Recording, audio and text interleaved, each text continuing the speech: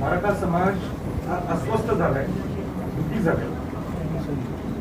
अस्वस्थ झालाय, दुःखी झालाय म्हणून या कोविडच्या काळात किंबहुना हिंदू समाजाला विटीस धरून आंदोलन करायचं का? त्याच्यापेक्षा काय पर्याय निघतात? पण ही जबाबदारी राज्य सरकारची आहे, काही जबाबदारी केंद्र सरकारची आहे. हे अभ्यास करण्यासाठी मी बऱ्यापैकी महाराष्ट्रात जिथं जिथं मराठा समाज जास्त आहे किंवा जिथं अभ्यासक आहेत त्या लोकांची माझी भेटीगाठीसाठी माझं सगळं नियोजन आहे. म्हणून काल पूर्वी नाशिकला होतो, कोल्हापूरला गेलो. कोल्हापूरमध्ये आनंदाची बाब आहे तर 12 बलपिता रस्ता बघतात की बहुजन समाज या सगळ्यांनी त्याला सपोर्ट केला. मग काल येत असताना कोल्हापूर, धाराशिव म्हणजे आपलं उस्मानाबाद, करत लातूर आणि मग आज नांदेडला आलो. नांदेडवरनं आज जालना, संभाजीनगर, औरंगाबादला जाऊन पुण्याला जाणार, पुण्यावरून नाशिक करून मुंबईला पोहोचणार. हे सगळं करत असताना मी मुख्यमंत्री उद्धवजी ठाकरेंशी माझी चर्चा होणार आहे. विरोधी पक्षनेते देवेंद्र फडणवीस यांची माझी चर्चा होणार आहे. महाराष्ट्रातील ज्येष्ठ नेते शरद पवार साहेबांची सुद्धा माझी 27 तारखेला भेट आहे. आणि अनेक कोण ज्येष्ठ व्यक्ती असतील त्यांना सुद्धा मी भेटण्याचा प्रयत्न करणार. कारण हा विषय कुठल्या एका पक्षाचा किंवा एका गटाचा नाही आहे, हा एकंदरीत मराठा समाजाचा प्रश्न. दुसरं मी माहिती घेत होतो या सगळ्यांना भेटून की आपल्याला अनेक गोष्टी अशा आहेत महाराष्ट्रात ते मराठा समाजाला करू शकतात ज्याला सर्वोच्च न्यायालय किंवा तुम्हाला हायकोर्टाची परवानगी लागत.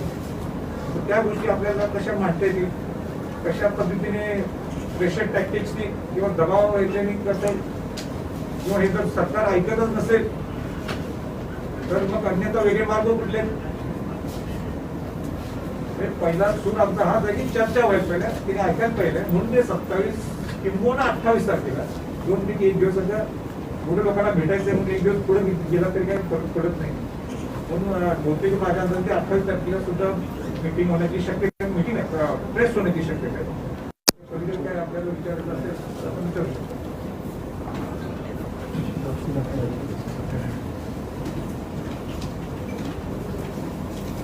सर, ये जो पूरा विषय है सेंट्रल गवर्नमेंट के अंडर में अब चला गया ऐसा लगता है कोर्ट के निर्णय आने के बाद, तो इसमें क्या लगता है जो महाराष्ट्र सरकार बोल रही है कि आप जो कुछ करेगी सेंट्रल गवर्नमेंट करेगी, मोदी सरकार करेगी, तो आपको क्या लगता है कितनी सही है ये बात? म्हणूनच तो मी म्हणूनच तुम्ही विचार करायला लागतो, कायदे तज्ञाशी बोलावं. जर हा कायदा रद्दच केलाय तर महाराष्ट्र सरकारला पर्याय काय होईल? आता मी हे मला माहित आहे की सगळ्यात काही ह्या सरकारने सगळ्या गोष्टी मांडल्या तिथे अहवालमध्ये सगळ्यात काही बरोबरच असं नाही. आणि स्वतः त्याला सांगत होतो की अनेक्शस ट्रान्सलेट करा, तर ते काही केले नाही म्हणून. किंवा आताचं सरकार म्हणते जो कायदा SCBC झाला हा काय म्हणजे त्याची कॅपॅसिटी नव्हती म्हणून ते एकमेकाशी ताशेरी तोडवलं. मला कोणाची चुका करण्यासाठी मी आज तिथे आलो. आपल्याला पर्याय काय? असं एक पर्याय तुम्ही जसं म्हटलं केंद्राकडे कायदे करणे सांगून देत आपल्याला.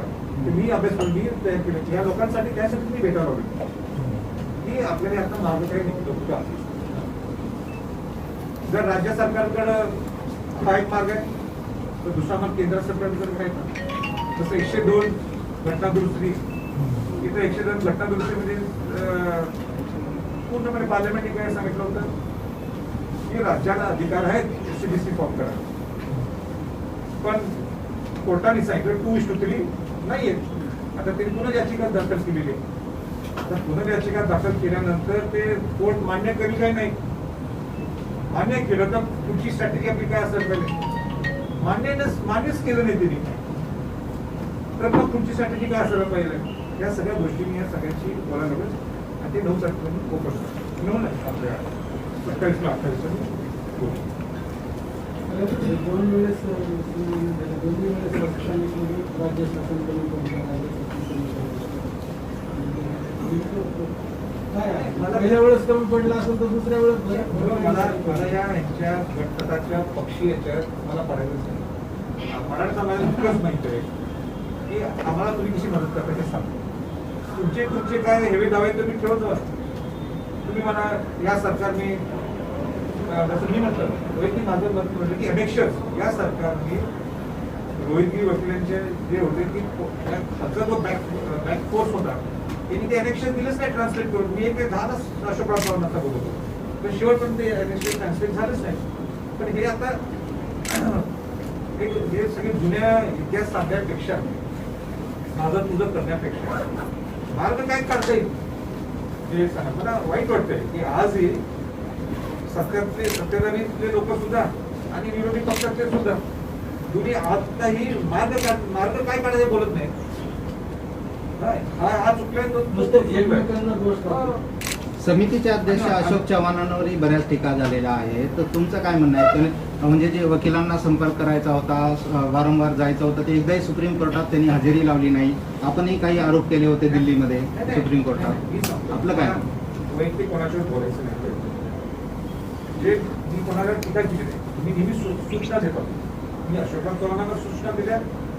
पूर्वी त्या सरकारला जी समिती होती त्यांना सुद्धा मी सूचना देणं माझं काम आहे. आता ते इम्प्लिमेंट करणं नाही करणं तो त्यांचा प्रश्न. अनेक्षण पण त्यांनी ट्रान्सलेट केलंच नाही. अनेक्षण जर ट्रान्सलेट केलं असतं तर बरंच उपयोग झाला असता. आज क्वांटिफायबल डाटाच जो पाहिजे होता तो मिळाला नाही आहे सर्वोच्च न्यायालयाला. ते मान्यच करायला पाहिजे. छोटीशी गोष्ट आहे, तेच विचारते. मग समितीचे अध्यक्ष म्हणून त्यांचं लक्ष कमी पडलं असं वाटत नाही? समितीचा अध्यक्ष म्हणजे जो अध्यक्ष असेल त्याची जबाबदारी आहे त्या छोट्या छोट्या बातम्यांकडे लक्ष देणं. आणि मी नेहमी सूचना करतो. म्हणजे तुमच्या सूचना किती पाळल्या तुम्ही? मी कोण आहे सूचना? माझ्या सूचना कमी पडले असं वाटतं का? माझ्या सूचना देणं आणि त्यांनी न पाळणं हे काय आपण नाही, आपण जेव्हा हे सूचना काही करतो शिक्षण तेव्हा नाहीये. त्याचं काहीतरी मास्क घाला. अंमलबजावणी झाली ते पाहिजे. तुम्ही ठरवायचंय. ते पत्रकारांनी ठरवायचंय की त्या 100 पैकी किती त्यांनी पाळले. तर माझं काम आहे सूचना द्यायचं. त्यांनी केलेलं आहे आणि त्यांनी ह्याच्या पुढेही करत आपल्याला आजपर्यंत वाटतं की त्यांनी पाळले नाही. या अशोकाचं टार्गेट आहे तुमचं. तुम्ही नांदेडमध्ये आहात, तुम्ही नांदेडमध्ये आहात म्हणून प्रश्न आहे. मराठा उपसमितीचे ते अध्यक्ष आहेत त्यामुळे त्यांनी कितपत पाळल्या त्या सूचना? नाही, मराठा समितीचा कोणीही अध्यक्ष असला त्याची जबाबदारी असते. आज रायगड प्राधिकरणाचा मी अध्यक्ष आहे तर तिथलं काम व्यवस्थित व्हायला तर ती माझी जबाबदारी. आणि जर अनेक्षाचं मी जसं बोललो तर त्यांना तरी आपण विचारलं त्यांना काय अनेक्ष दिले. अशामुळे चव्हाणांनी त्यांची जबाबदारी पूर्णपणे व्यवस्थित पार पाडली असं वाटतं. मी नाही लेकिन सर आप खुद अभी इल्जाम लगा रहे हैं कि भाई आपने ट्रांसलेशन सुनिए, यानी आपने ये कहा है कि उन्होंने एनेक्सिस का ट्रांसलेशन नहीं कराया, इसकी वजह से आप कम पड़े वहाँ पर. तो सीधी सीधी बात ये है कि अशोक चौहान यहाँ पे कम पड़े. वो बात साफ दीजिए ना कितना देना है. 80 out of 100 है 70 out of 100. 100 out of 100 तो नहीं है सर 100 out of 100 नहीं है. इसका मतलब वो तो कसूरवार रहे ना फिर इसके लिए. वो आप देख लीजिए ना उनको 70 out of 100 देना है या उनको 0 out of 100 नहीं है. नाही मात्र कोण दोषी आहे हे नाही तेवढंच. तुम्ही किती मार्क देताय म्हणजे? आता महाराष्ट्रात हेच चालू आहे. कोण दोषी आहे कोण बरोबर आहे राजे- मला कशाला भरगत आहे. राजे तुम्ही किती मार्क देता मग चव्हाणांना? तुम्ही म्हणले 0 तर नाही आहेत, मग मार्क किती देता त्यांना? आता बघू असं आपल्या विस्तार सर, मोर्चाचं वगैरे नियोजन काही चालू आहे का? आतापर्यंत मार्क किती आहे? आता मुलं सगळे लोक सांगायला लागले, त्याचा अभ्यास करायला पाहिजे. मोर्चाचं नियोजन वगैरे आहे का आता? पुढे अजून काही नियोजन केलेलं नाहीये पण आम्हाला इतकी आहे कोरोनाची अशा वेळी करणं महत्वाचं आहे. आपला जीव असतो तर आपण आयुष्याचा लढा देऊ शकतो. पण सगळ्यात महत्वाचं काय आहे की रस्त्यावर काय आहे तर रस्त्यावर याचं म्हणजे आपल्या भावना ही आपण सरकारपर्यंत पोचवत नाही. अख्खा मोर्चेच्या माध्यमातून आपण आपल्या भावना पोचवू देत ना आणि लोकांना वेटीस करून आम्ही आणायचं. अनेक लोकांच्या केसेस करायचे कोविडचा महामारीचा आणि वाढवायचे. माझं म्हणणं आहे पहिली प्रथमतः जबाबदारी कोणाची आहे ती या सगळ्या आमदारांची सगळ्या खासदारांची. आमची जबाबदारी माझ्या सकट यांनी मान्य करणं आवश्यक. हा विषय न्याय द्यायचा आहे. न्याय प्रवेश विषय फक्त सामान्य माणसाला कसं प्रवास हा फक्त सामान्य माणसाची गरज आहे. जे मी आता मगाशी बोललो ज्या गोष्टी हातात आहेत सरकारच्या म्हणजे उदाहरण करून द्या, साथी असेल, तुमचे वसतिगृह देण्याचा विषय असेल, आर्थिक महामंडळाचा विषय असेल, या सगळ्या गोष्टी, या सगळ्या अनेक गोष्टी ज्या आपण सरकारच्या हातातल्या गोष्टी, नियुक्त्या असतील, या सगळ्या आणि बऱ्याच सगळ्या गोष्टी मी अजून बोलायचे. त्यांनी 27 किंवा 28 सगळं तुम्हाला बोललो तर मला काही राहणारच नाही. साहेब, आपली भूमिका कधी असेल तरी विनायक मेटे मात्र 5 जून पासून आंदोलन करणार आहेत आणि त्यांनी आंदोलन उघडपणे इशारा ते दिला. मराठा समाजाचे मोठे नेते आणि अनेक वर्षापासून ते लढा उभा करतात. त्यांच्या स्टाईल वेगळी असेल आणि म्हणून त्यांचा प्रश्न आहे, माझी स्टाईल वेगळी आहे. सर मराठा समाजांचे जे वेगवेगळे विविध प्रकारचे वेगवेगळ्या संघटनाचे वेगवेगळ्या मागण्या आहेत, यामुळे तर सरकार कंबरबाद पडून ते पोहोचू शकले नाही असं म्हणतात. मला काय हे प्रवाट आहे जर असं म्हणत असतील. सर ये पूरे विषय का एक सोल्यूशन बाला साहब अम्बेडकर ने भी ये दिया था कि गरीब मराठा अमीर मराठा जब तक कैटेगरी नहीं होगी तो समाज को रिजर्वेशन नहीं मिलेगा. तो क्या उनका ये एंगल सही है कि ऐसा उनका ऐसा सजेशन है कि ऐसी कैटेगरी करने के बाद अगर अप्लाई करेंगे आप तो गरीब मराठा को मिलेगा. हिसाब से मैं बोल सकता हूँ, पर ये 100% है कि जो बाबा साहब अम्बेडकर जो रिजर्वेशन दिया है वो यही है कि सोशल इक्वालिटी होनी चाहिए और जो गरीब मराठा है उसको न्याय मिलना चाहिए. मराठा नहीं, जो गरीब है उसको न्याय मिलना चाहिए, इसलिए वो रिजर्वेशन है. और जो सोशल बैकवर्डनेस है अदर देन इकोनॉमिकल स्ट्रक्चर, उसको भी एक इक्वालिटी लाने के लिए बाबा साहब अम्बेडकर का रिजर्वेशन. तो आप मुझे प्रकाश बड़ा मुस्लिम समाज ने मराठा आंदोलन को बहुत बड़े पैमाने पर साथ दिया था. गवर्नमेंट ने जो है अभी तक मुस्लिम समाज को इम्प्लीमेंट नहीं किया रिजर्वेशन के लिए, तो उसके लिए आप कभी मुस्लिम समाज के लिए ऐसे ही एग्रेसिव होकर आगे आएंगे क्या? जिस तरीके से आप जो है आज आंदोलन कर रहे हैं, तैयारी कर रहे हैं, केव्हा व्हायचं असते तर सरकारला जर असं पुश द्यायचं असतं आम्ही आहे करू शकतो काय. आपल्या माहितीसाठी सांगतो की राजर्षी छत्रपती शाहू महाराजांनी बहुजन समाजाला जे आरक्षण दिलं होतं त्यामध्ये मुस्लिम समाज होता आणि कोल्हापुरामध्ये एक 21 वसतिगृह निर्माण केली त्यावेळी. त्या 21 वसतिगृहामध्ये लिंगायत बोर्डिंग आहे, मराठा बोर्डिंग आहे, दलित बोर्डिंग आहे, त्यामध्ये मुस्लिम बोर्डिंग सुद्धा आहे. आणि मुस्लिम बोर्डिंगचे अध्यक्ष हे शाहू महाराज स्वतः होते. तुमच्या बोर्डिंगचे अध्यक्ष होते, मुस्लिम बोर्डिंगचे अध्यक्ष होते. त्यानंतर 4 छत्रपती झाले आणि आमचे वडील आता आहेत. असे हे 4 छत्रपती मुस्लिम बोर्डिंगचे अध्यक्ष राहिलेत आणि आजही वडील अध्यक्ष आहेत. म्हणून अग्रेसिव्हचा विषय नाही, मुस्लिम समाजासाठी भांडणं हे माझी जबाबदारी, माझं कर्तव्य आहे. म्हणून ते तुम्हाला इथं नातीला समजणार नाही, पण पश्चिम महाराष्ट्रात हा विषय सगळ्यांना माहिती आहे. मुस्लिम समाज जेवढं मी मराठा समाजाला प्रेम करतो तेवढंच मी मुस्लिम समाजाला प्रेम करतो. मी मराठ्यांचं नेतृत्व करत नाही, मी बहुजन समाजाचं नेतृत्व करतो. माझ्यासाठी 18 पगड जात 12 बडोदेदार सगळे महत्वाचे. मराठा समाजाला का मी सपोर्ट करायला लागलोय, कारण का त्या बहुजन समाजामध्ये जे आरक्षण शाहू महाराजांनी दिलं होतं, अनुसूचित जाती, अनुसूचित जमाती, ओबीसी आणि त्यामध्ये मराठा समाजाचा समावेश होता. आज मराठा समाजाला बाहेर फेकल्यामुळं ती जाती विषमता वाढलेली. म्हणजे हा दलित आहे, मी मराठा आहे, हा ओबीसी आहे, मी मराठा. हे संपवायचं असेल तर त्याला एका छताखाली आणायला पाहिजे आणि त्याच्यासाठी आरक्षण देण्याचं पाहिजे. तर मुस्लिम समाजाच्या अडचणी हे निश्चित म्हणजे मला काय म्हणतो की मराठा समाज हा सोशली बॅकवर्ड अगोदर होता, नंतर मग सक्षम झाला आणि आत्ता काय परिस्थिती तुम्हाला कळतं? जसं इतर मागासवर्गीय जे अति मागासवर्गीय होते, ब्रिटिश लोकांनी 1948 पर्यंत माझ्या समाजाला ओबीसी मध्ये आरक्षण देत होते. त्याला म्हणत होते intermediate class community. Intermediate class community माझ्या पार्लमेंटच्या भाषणाने मी बोलतो. नंतर 1955च्या दरम्यान कार्यकर समिती आली, मग बापट आली, समितीने मराठा समाजाला सोशल बॅकवर्ड हे सामाजिक मागास नाही येते, ते फॉरवर्ड कमिटी आहे, फॉरवर्ड क्लास आहे असं त्यांनी ते सिद्ध केलं. त्याच्यावर डिबेट करण्यापेक्षा त्याच्यावर चर्चा इथं झाली परवा हायकोर्टात. तिथं बॅकवर्ड कमिशनच्या माध्यमातून आपल्या वकिलांनी ती चांगली बाजू मांडली आणि आपण खऱ्या अर्थाने सामाजिक मागास कसा हो हे सिद्ध केलं. आज सुद्धा माझं हेच म्हणणं आहे की 30% हा श्रीमंत वर्ग आहे महाराष्ट्रात, पण 70% गरीब वर्ग आहे आणि तो खऱ्या अर्थाने मराठवाड्यात जास्त आहे. आणि म्हणून तुम्ही मराठवाड्यातल्या सगळ्या पत्रकारांना जास्तीत जास्त बाजू त्या मराठा समाजाला घ्यायचे. त्याचं खरं दुखणं आम्हाला नाही आहे पश्चिम महाराष्ट्रात, खरं दुखणं हे मराठवाड्यात आहे. म्हणून मराठ्यांना जर खरं जगवायचं असेल तर आपल्याला अनेक गोष्टी कराव्या लागतील. वाईट परिस्थिती निर्माण. साहेब, ओबीसी महासंघाच्या नेत्यांनी आज मुख्यमंत्र्यांची भेट घेऊन मराठा समाजाला ओबीसीच्या कोट्यातून आरक्षण देऊ नये अशी मागणी केलेली आहे. यावर आपलं काय मत? माझी वैयक्तिक मत एक शाहू महाराजांचा वंशज म्हणून की मांडणीच ही SCBC मध्ये होती की ओबीसीला धोका न लावता आपण आरक्षण मागायला पाहिजे. अशी माझी भूमिका आहे.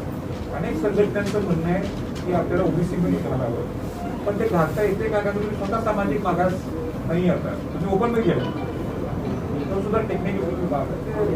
सरकारला या सगळ्या गोष्टी माहिती आहे. सरकार सर्व, पण माझी वैयक्तिक पॉलिसी जर विचारली तर बहुजन समाजाला न दुखवता सगळ्यांना आरक्षणाच्या संदर्भामध्ये तुम्ही पंतप्रधानांना भेटणार आहात. जर आम्हाला हे झाली मी तो आमच्या भावना दुसरा प्रश्न असा आहे की इतर समाजाची म्हणजे काही मुख्यमंत्री येऊन जे फॉर्म भरतात मुख्यमंत्री येऊन फॉर्म भरतात नोकरीसाठी, त्याविषयी सरकार भूमिका मांडणार त्याचे जे आरक्षण त्यांनी फॉर्म त्यांचं म्हणणं आहे सर, मागासवर्गीय विद्यार्थी ओपनमधून ओपन झाला असं म्हणायचं. आता ते जी घटना घडलेली आहे त्या घटनेत जे रिझर्वेशन मध्ये लोक आहेत, तुम्ही ओपन मध्ये जे फॉर्म भरतात तुम्ही त्यांना थांबवू शकत नाही. त्यांना ते बाय मेरिट ते जातात. म्हणून बाय मेरिट मध्ये जातात. तर आपली घटना अशी आहे की त्या बाय मेरिटमध्ये जाणाऱ्या लोकांना तुम्ही अडवू शकत. सर, पत्रकार गिरीश कुबेरांनी रिझनन्स द स्टेट या पुस्तकामध्ये संभाजी महाराजांबद्दल आक्षेपार्ह लिखाण केले. काय म्हणणं आहे? माणसाला पहिलं म्हणजे महाराष्ट्रात ठेवून चालत नाही. त्या माणसाचं जे पुस्तक आहे महाराष्ट्र सरकारने जबाबदारी घ्यायला पाहिजे की ते पुस्तक बॅन व्हायला पाहिजे. नुसतं महाराष्ट्रात नाही तर ते पूर्ण भारतात ते पुस्तक बॅन व्हायला पाहिजे आणि महाराष्ट्राने त्याचा धिक्कार करायला पाहिजे. जो संभाजी महाराजांच्या त्यांच्या आईंच्या बद्दल राजाराम महाराजांच्या आईंच्या बद्दल घेतो आपण खूप कसं घेतोय आणि आपण मी चर्चा नाही करतोय. आज पण सरकार निर्णय का घेतला नाही. या सरकारने माझे आव्हान आहे की ताबडतोब ते पुस्तक बॅन व्हायला पाहिजे. महाराष्ट्रात नाही पण देशात तुम्ही डायरेक्ट होम मिनिस्ट्रीला आजच्या आज तुम्ही लिहा आणि खरं आंदोलन आम्ही जर महाराष्ट्र आला तर टिपूसो देणार नाही टुकू नाही पुढे असं घेऊ सुद्धा कसं शकतो तो धाडस सुद्धा कसं करू शकतो. He should be put state there itself. मला आश्चर्य वाटलं का तुमच्या स्क्रीन मला आनंद येते हा प्रश्न विचार. मला काल पत्रकारांचा प्रश्न नाही विचारला पूर्ण काल मेन प्रश्न हा आहे आज तो अश्लील नाही तर एक घाणेरड्या पद्धतीने लिहितो. म्हणजे मराठा आरक्षणाच्या या आंदोलनाकडून लक्ष विचलित करण्याचा प्रयत्न असं काही वाटतं का तुम्हाला? म्हणजे एकीकडे मराठा आंदोलनासाठी राज्यभर देशभर चर्चा चालू आहे, त्यावर विचारमंथन चालू आहे आणि एकीकडे असं पुस्तक आक्षेपार्ह लिखाण केलं. ही सरकार म्हणते की आम्ही आरक्षणाला